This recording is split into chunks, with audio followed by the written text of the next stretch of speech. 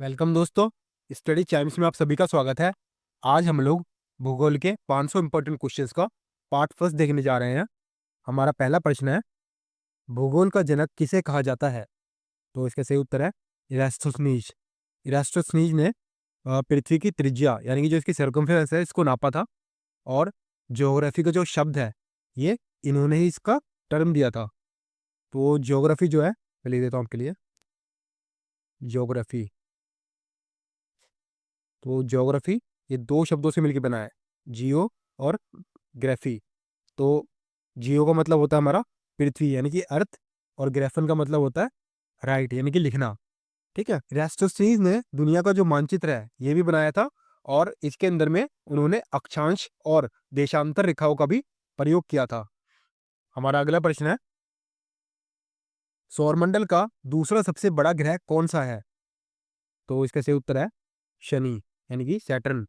तो शनि ग्रह जो है ये पृथ्वी का जो रेडियस है उसके 9 गुना बड़ा है। ठीक है, पृथ्वी के रेडियस के 9 गुना साइज के अंदर में। और ये जुपिटर के बाद दूसरा सबसे बड़ा ग्रह है। ठीक है, सबसे बड़ा ग्रह कौन सा है? वो जुपिटर है यानी कि बृहस्पति। और उसके बाद जो दूसरा सबसे बड़ा ग्रह है वो शनि ग्रह है। और सूर्य के बाद ये छठे नंबर पर आता है। बेसिकली गैस से बना हुआ एक ग्रह है, और इसके अंदर में आपसे पूछा जाए कौन सी गैसें हैं, तो ये हाइड्रोजन और हीलियम गैसों से बना हुआ है। हमारा अगला प्रश्न है, लोएस का पठार क्या है? तो इसका सही उत्तर हमारा पवनकृत है।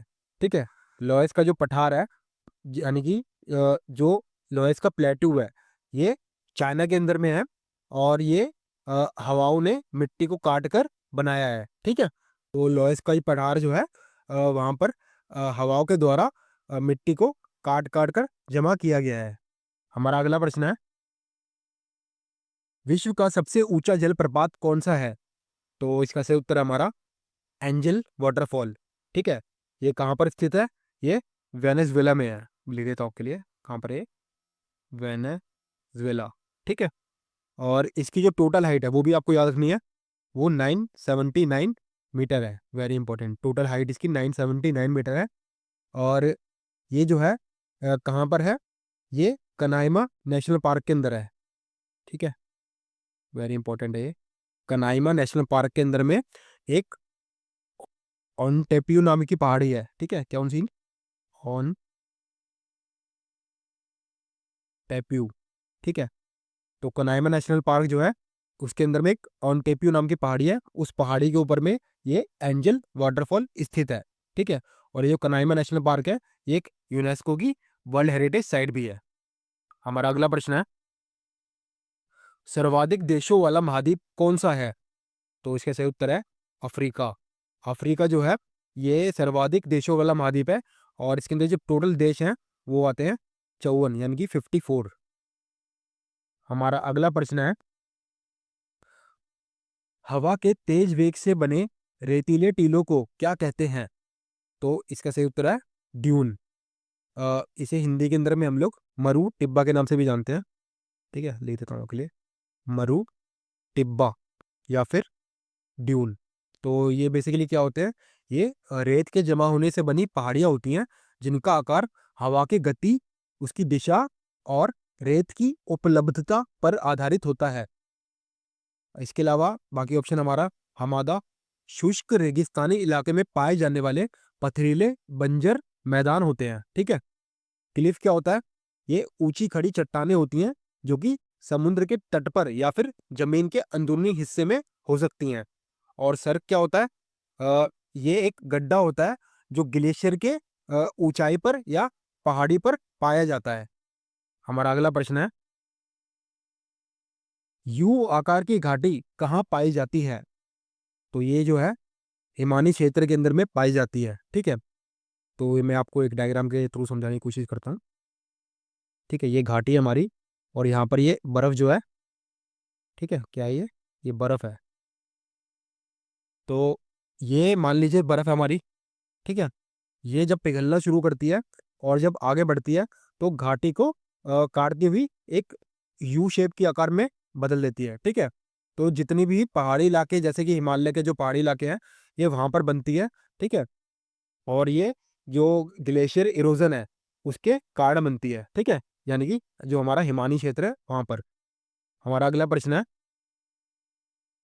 गोबी मरुस्थल किस देश में स्थित है? तो इसका सही उत्तर है मंगोलिया, ठीक है। वैसे ये मंगोलिया और चाइना के दोनों के अंदर है, लेकिन यहाँ ऑप्शन में मंगोलिया दिया है, तो मंगोलिया इसका सही उत्तर हो जाएगा हमारा। ये हमारा ईस्ट एशिया में आता है और एक कोल्ड डेजर्ट है, यानी कि ठंडा डेजर्ट है, ठीक है, यहाँ पर बर्फ पाई जाती है। हमारा अगला प्रश्न है, वोल्गा नदी कहाँ गिरती है? तो ये इसका सही उत्तर है हमारा कैस्पियन सागर। ये जो वोल्गा नदी है ये यूरोप की सबसे लंबी नदी है, आपको याद रखना है, ठीक है। किसकी? जो यूरोप है उस यूरोप की सबसे लंबी नदी है ये कहाँ से निकलती है? ये हमारी रशिया से निकलती है, ठीक है, वेरी इंपॉर्टेंट है। वोल्गा नदी रशिया से निकलती है और 2300 मील की दूरी तय करके जो कैस्पियन सागर है इसके अंदर गिर जाती है, ठीक है। कितनी दूरी तय करती है टोटल? 2300 मील की। हमारा अगला प्रश्न है, सदाबहार वन कहाँ पर पाए जाते हैं? तो इसका सही उत्तर है हमारा ब्राजील। ये जो है साउथ अफ्रीका के अंदर में।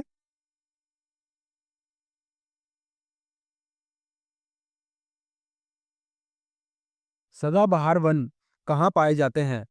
तो इसका सही उत्तर होगा ब्राजील। तो बेसिकली ये हमारी जो अर्थ है, ठीक है, और ये हमारा जो भूमध्य रेखा है। अब यहाँ पर भूमध्य रेखा के आसपास में जितना भी ये 5 डिग्री नॉर्थ और 5 डिग्री साउथ का जो इलाका है, यहाँ पर जो सूर्य की किरणें हैं ये एकदम लंबवत यानी कि सीधी पड़ती हैं, जिसकी वजह से ये जो इलाका है हमारा पूरा गर्म रहता है, ठीक है।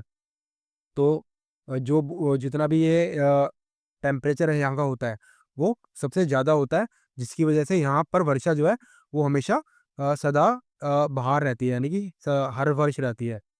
तो ये इलाका कौन सा है? ये जो है south east Brazil, south China, Morocco, इसके अलावा जो लेबनान है, north America, Australia, Indonesia, Africa, Canada और साइबेरिया के क्षेत्र में आते हैं, ठीक है, जहाँ पर सदाबहार वन कहलाते हैं ये। हमारा अगला प्रश्न है, कनाडा के मध्य अक्षांशीय घास के मैदान क्या कहलाते हैं?